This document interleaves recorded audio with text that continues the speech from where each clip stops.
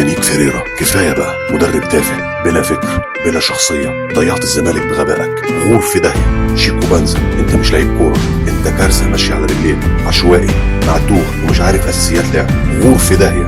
غدي الدباغ، كفايه ضياع فرص، كفايه برود وقله ذمه، مهاجم ما بيعرفش يخلص يروح يقف على سيخ شاورما، غور في داهيه.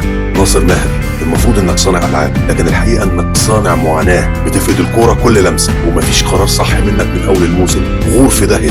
محمود بن تايج، لا بتعرف تهاجم ولا بتعرف تدافع، ما شفتش منك خير وعلى الفريق في كل الماتشات، غور في داهيه. حسام عبد المجيد، التمركز غلط والالتحام ضعيف، ولا رجوله ولا تركيز ومفيش ثقه، ويا حسام يا عبد المجيد الاهلي مش بعيد، غور في داهيه.